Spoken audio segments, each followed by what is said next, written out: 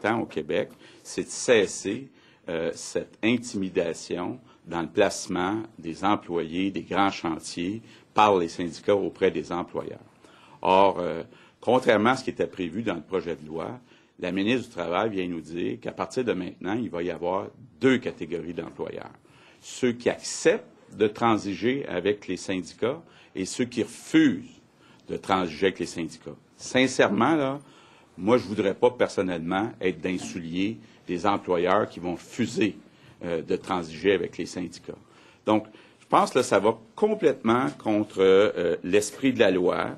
Ce que ça veut dire, c'est que, imaginez-vous, demain matin, quand un gars de la FTQ Construction va vous appeler et puis vous suggérer de cocher la case pour qu'il y ait des discussions directes, ça va être très difficile pour l'employeur de refuser. Donc, je pense que ce qui était prévu au départ, c'était de dire, à partir de maintenant, les seuls qui vont parler des employés, de la liste des employés qu'une entreprise a besoin, bien, c'est la Commission de la construction du Québec. C'est pas ça qu'il y a dans le projet de loi.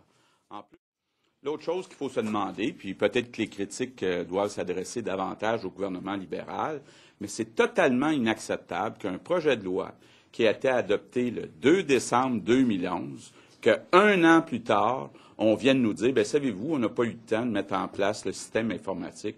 Écoutez, là, 1 an, ça aurait dû être suffisant. Il y a quelqu'un qui s'est traîné les pieds ou il y a eu de la mauvaise foi en quelque part, mais c'est pas normal qu'après 1 an, on n'ait pas été capable de bâtir un système informatique pour être capable de référer les employés du secteur de la construction. On vient même le légaliser. On vient dire, si vous cochez la case, le syndicat de la FTQ va pouvoir appeler l'employeur. Donc, on sait qu'en pratique, ça se fait, que ce soit légal ou non. Ça crée des problèmes d'intimidation puis de violence sur les chantiers. Puis là, Mme Maltais vient nous dire, le Parti québécois vient nous dire, à partir de maintenant, ça va être légal. Mais il va falloir que vous y consentiez. Imaginez-vous, mettez-vous à la place là, des employeurs qui ne vont pas consentir. Il n'y en a pas des tonnes d'employeurs sur les grands chantiers, là. Il y en a quelques-uns. Donc, il va devenir stigmatiser les employeurs qui vont refuser de collaborer, parce que c'est probablement le mot qui va être utilisé par la FTQ Construction. Je dis, ça va contre l'esprit de la loi. Ça va contre l'esprit de la loi, c'est bien clair. En gros, c'est ce que vous voulez dire. On va créer 2 catégories d'employeurs. Vous êtes d'accord avec moi, là? J'aimerais ça d'ailleurs que la ministre nous dise, selon elle, là, quel est son estimé du pourcentage qu'ils vont accepter, puis le pourcentage qu'ils vont refuser. Mais une chose qui est certaine, là, c'est une chose qui est certaine, c'est qu'il y en a qui vont accepter. Et ceux qui accepteront pas, ben, vont être un petit peu sur la liste noire de la FTQ Construction. Est-ce que c'est ça qu'on veut au Québec?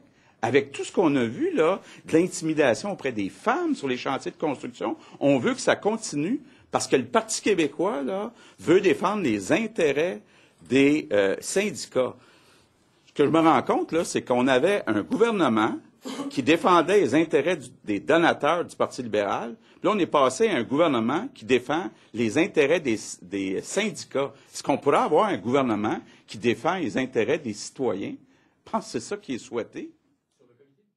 I think that the Law 30, which was named 33 at the beginning, was voted on a unanimous basis at the National Assembly. And the purpose of this law was to correct a problem that we have in Quebec since 40 years, which is that we have some unions talking directly with companies and deciding who will work on a major project. And right now, what we need is to have more competition. So, of course, because of this way of doing business, which is unique in the world, I think, we have many entrepreneurs who decide not to put a bid on a submission. So I think that right now it was a very good project to say in the future, employees will be referred only by the CCQ. But today, we say Mrs. Maltais is going in the opposite direction of the spirit of the law.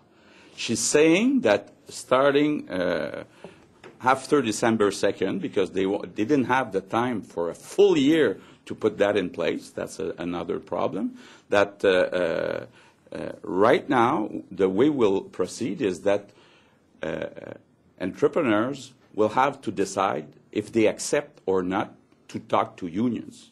I wouldn't like to be in the shoes of entrepreneurs who decide not to speak with unions.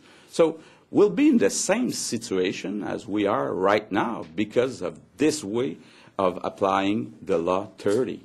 And I think that it's not acceptable. We have to make sure that there's no more discussions about employees between unions and entrepreneurs. It won't stop It won't stop intimidation. Of course, if you're an entrepreneur and you receive a phone call from Rambo, from the FTQ Construction, do you think that you'll have a real discussion about who you should take as employees on your future project? No.